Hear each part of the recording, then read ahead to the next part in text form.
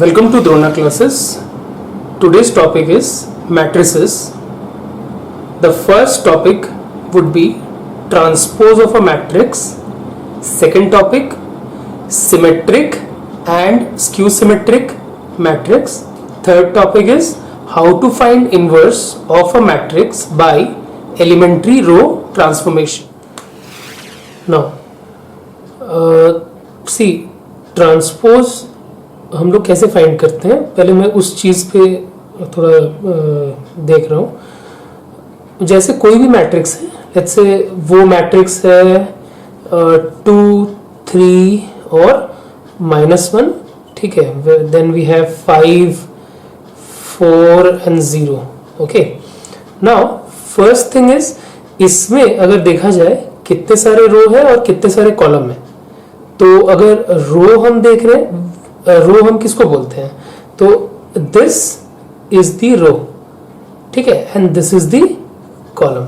याद रहे, स्कूल में जो रो होता है वो मैट्रिक्स में कॉलम होता है, और जो वाइस वर्सा, समझ गए ना. सो यहां पर हम लोग ये देख पा रहे हैं कि रो कितने सारे हैं, 2 इंटू, एंड कॉलम कितने सारे देख रहे हैं, 3. सो ये एक मैट्रिक्स है. Let's say we are naming this as A. Now इसका हम लोग ट्रांसपोज कैसे फाइंड करेंगे. ट्रांसपोज का मतलब होता है transpose.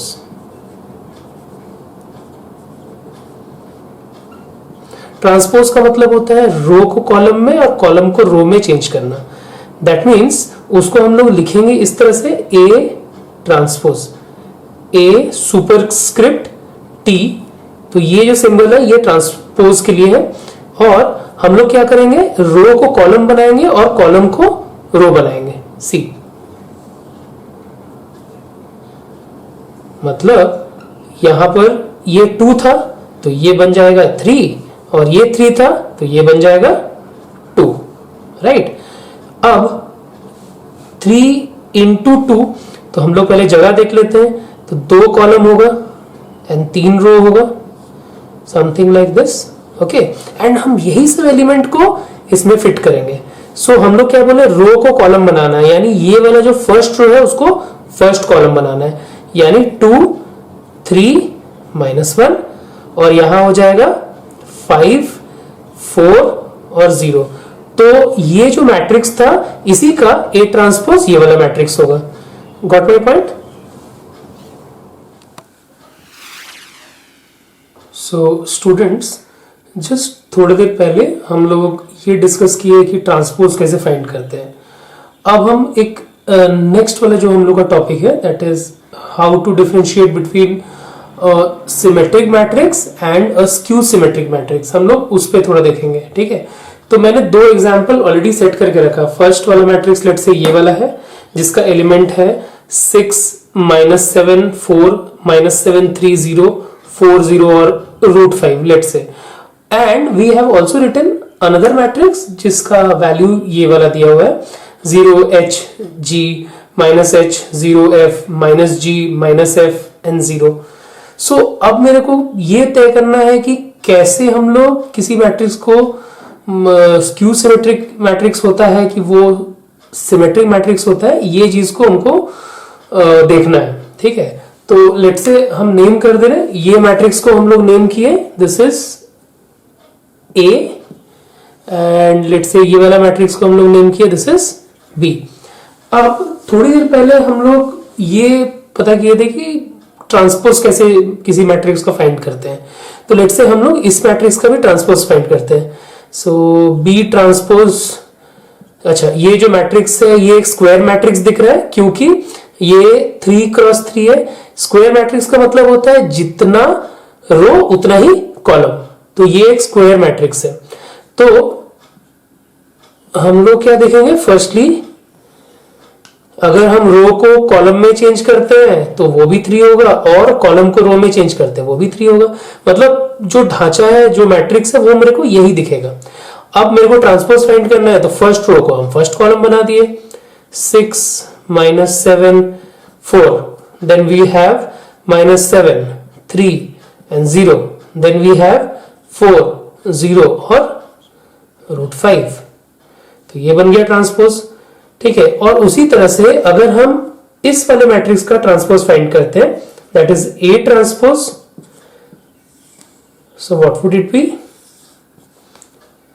So it would be 0 H G then minus H 0 F and then minus G minus F and 0।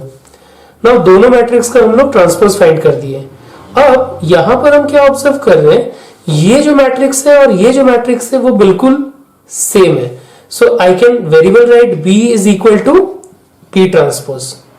और यहां पर हम क्या देख रहे हैं, जैसे ये H था, ये माइनस H हो गया है, ये G था, ये माइनस G हो गया, और 0 तो न्यूट्रल वैल्यू है, उसमें कोई फर्क नहीं पड़ता है। सिमिलरली ये अगर माइनस H है तो ये प्लस H हो गया है, ये 0 था, इस पे फर्क नहीं पड़ेगा, F जो है माइनस F हो गया, एंड सिमिलरली दीज 3। तो अब मैं इसमें क्या ऑब्जर्व कर रहा हूं, अगर मैं इसके साथ अगर माइनस मल्टीप्लाई करता हूं, यानी माइनस A ट्रांसपोज अगर करता हूं, तो हर एलिमेंट के साथ माइनस मल्टीप्लाई होके हमको क्या मिल जाएगा, यही वाला मैट्रिक्स, यानी हमको A ही मिल जाएगा। तो बहुत गौर करने वाली बात है, इसमें ये कंडीशन आ रहा है और इसमें ये कंडीशन आ रहा है। ठीक है, सो अब मेरे को ये सोचना है कि कौन सा मैट्रिक्स सिमेट्रिक मैट्रिक्स है और कौन सा मैट्रिक्स स्क्यू सिमेट्रिक मैट्रिक्स है। सी, अगर किसी ओरिजिनल मैट्रिक्स के बराबर उसका ट्रांसपोज हो जाता है तो उस मैट्रिक्स को हम लोग बोलेंगे सिमेट्रिक।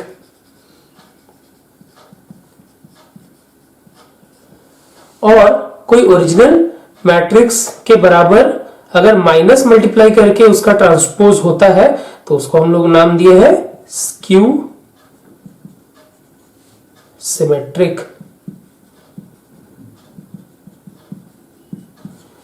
सो ये टॉपिक बहुत ही इजी था, बट हम लोग को खाली ये पहचान करना था कि कैसे कोई मैट्रिक्स को सिमेट्रिक बनाए, उस मैट्रिक्स को सिमेट्रिक बोले या फिर उस मैट्रिक्स को हम लोग स्क्यू सिमेट्रिक मैट्रिक्स बोले।